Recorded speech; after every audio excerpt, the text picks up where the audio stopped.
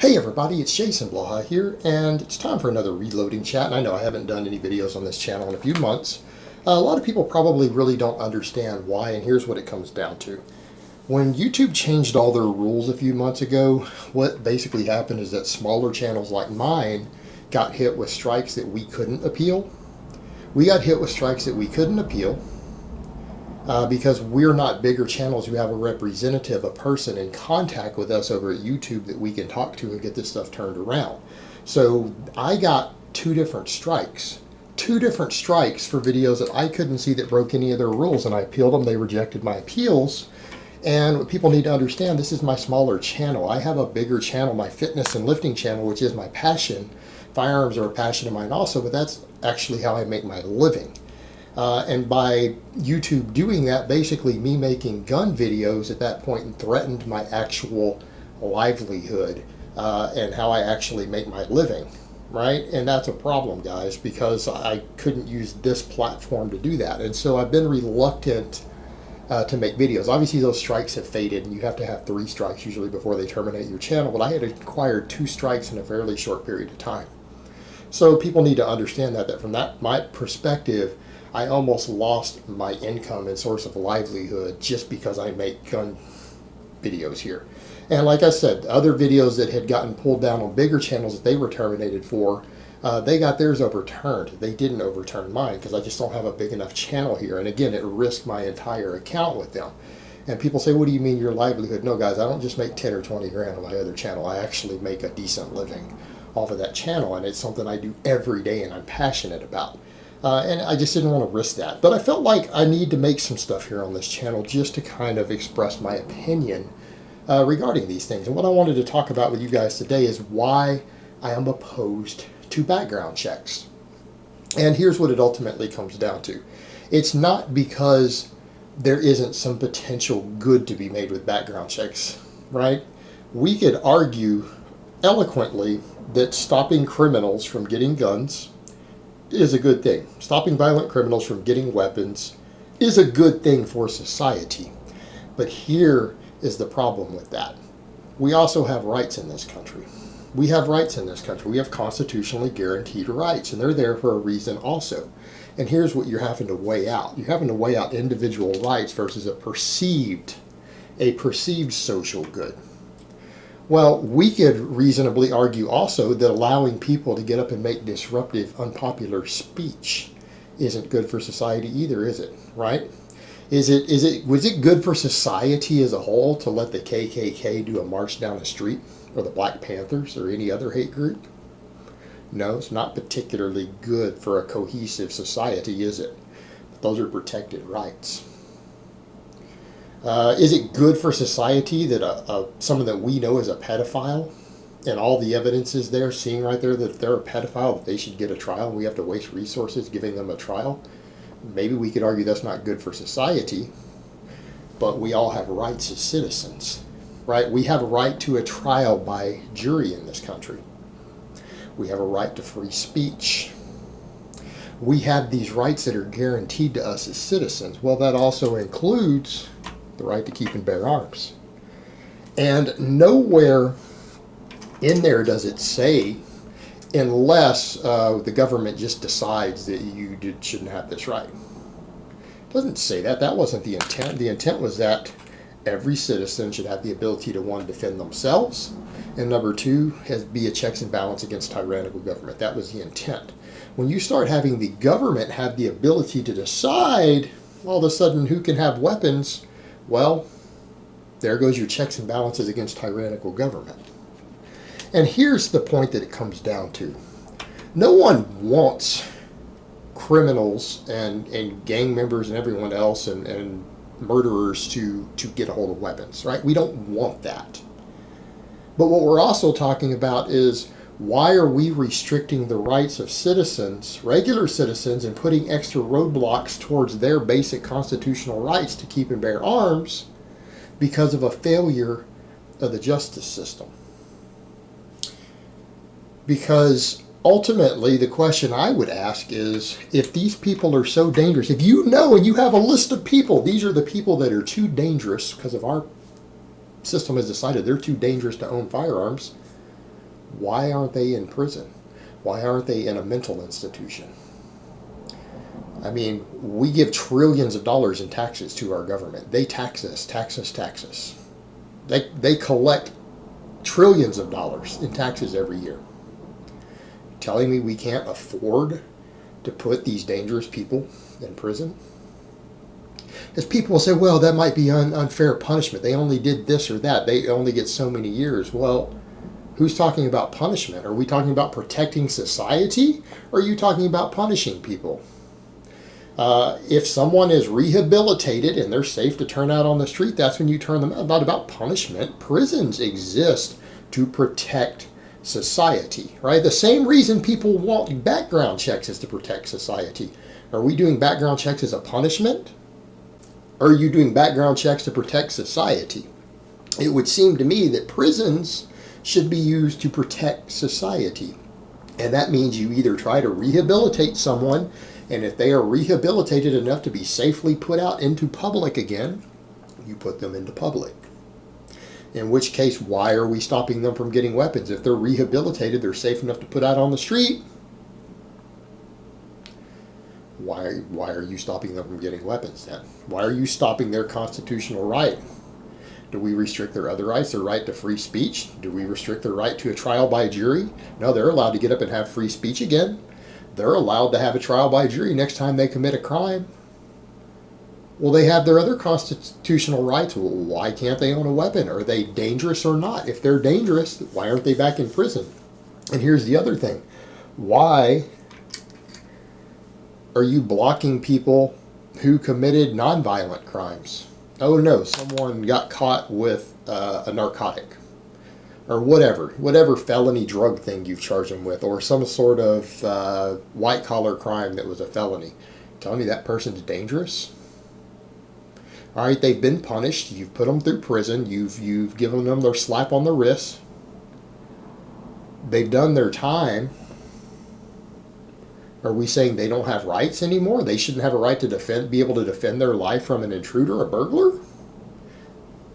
They're losing they're losing the right to life at that point, because the inability to defend yourself is taking away your right to life, liberty, and the pursuit of happiness. Because if you're dead, you don't have life or the pursuit of happiness, do you? So that doesn't make sense.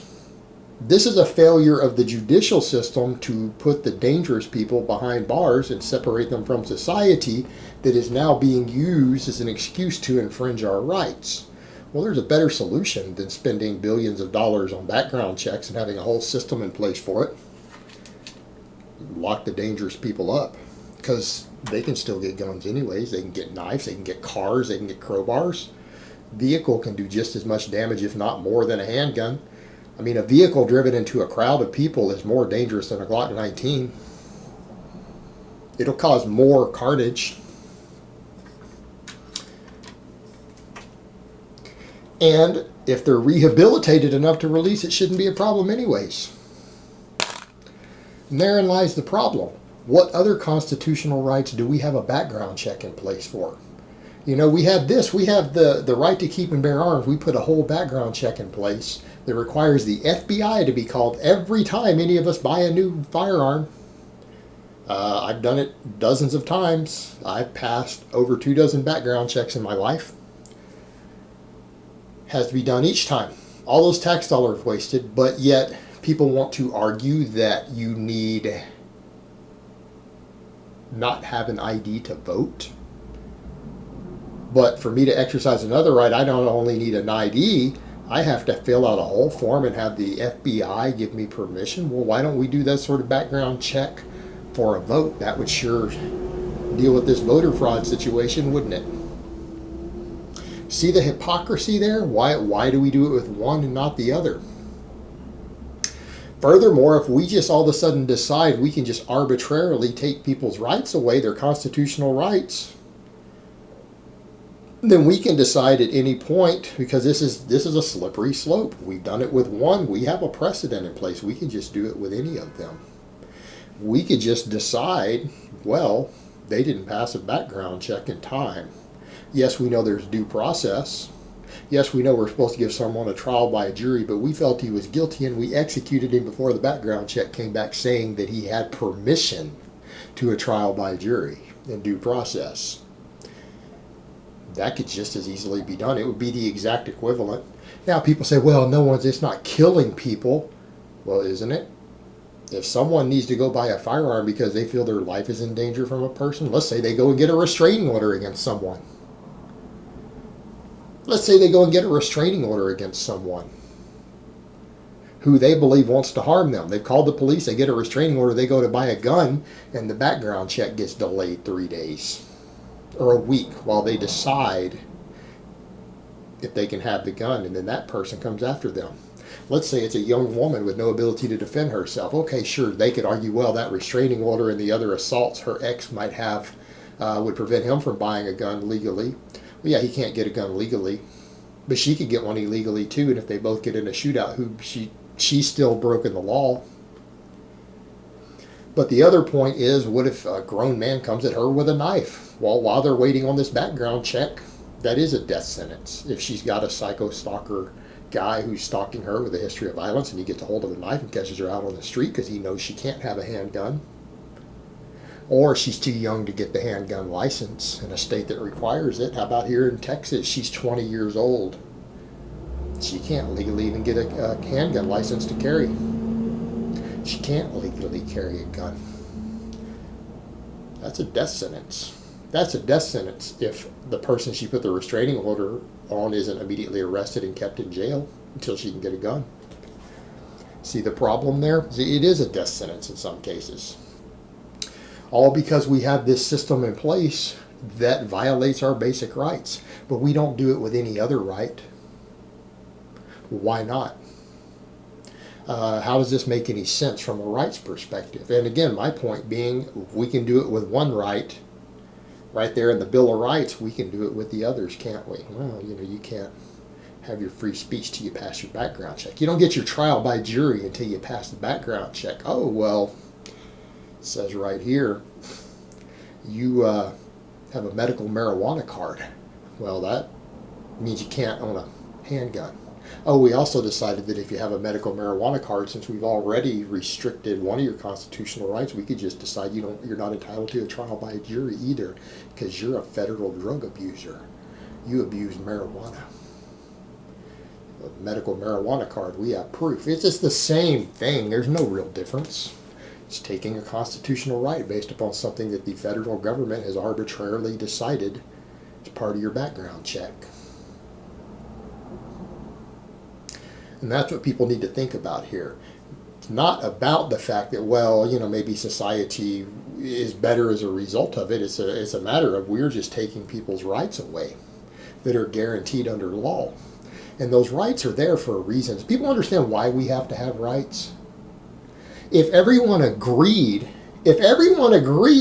on something in society as a whole, you wouldn't need rights for it.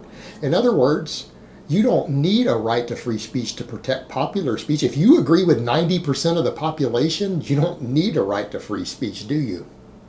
Because no one cares. No one's going to object to you getting up and saying, I believe that the sky is blue. Well, everyone agrees with you. There's nothing unpopular about what you said. There's no need to protect that speech. No one cares. And therein lies the dilemma. That's why we have rights, because people do object. People do say, well, I don't think this person should own a gun. I get people out there who say that they don't think I should be able to own a gun for whatever their reasons are because they believe whatever about me. Exactly, that's the point. That's why we have constitutionally protected rights, because there are going to be people out there who say, well, I don't think this person should have this right. And that's why they're there written down. So that we have laws in place to say, well, no, they do have that right. Just because you disagree doesn't mean that. But in this case, society and the law has decided, well, we don't want you to have this right. Even though it's there written down and all citizens are supposed to have it, we just decided you don't get to have it. And we're going to do this background check to see if you qualify under our criteria. Yeah, we can put a delay on it. We can put a 1 week delay on it. Just hold off for a week while we decide and figure out Do you have a right to this or not? And at the end of the day, do you guys think it really matters? The same government, the same federal government that puts this in place, the same federal government that did the Fast and the Furious under Eric Holder, they sold a bunch of guns to the drug cartels down in Mexico. Problem is, they kept the serial numbers of them. And guess what happened? One of the guns that we know they sold to the drug cartels ended up being found on one of the bodies of one of the ISIS terrorists who did their attack in Garland, Texas, who were killed. When we're at a point to where terrorists are now making attacks with firearms that they got from the drug cartels that our own government sold to the drug cartels, we're still talking about background checks. Background checks don't mean anything when terrorists are buying guns that the same federal government conducting the background check sold to the drug cartels, who are responsible for at least 10 to 20% of the violent crime in our country. They just sold them guns. It's all documented. It's all there. It's all been public information. And they're talking about background checks when they're just selling the guns directly to the criminals and then they're getting into the hands of terrorists. Seriously, we're just going to allow our rights to be restricted while the same government deciding if you get a gun because of your criminal past or whatever they have on file? But they'll just sell them directly to the most violent criminals without a second thought. And no one went to jail over that. Eric Holder, Obama, no one. No one in that administration went to prison over that, even though we got conclusive proof one of those guns was used in a terrorist attack. Kind of defeats the purpose entirely, doesn't it? Alright guys, but that's really all I have to say on that today. I hope it's been informative, and I will talk to you guys next time.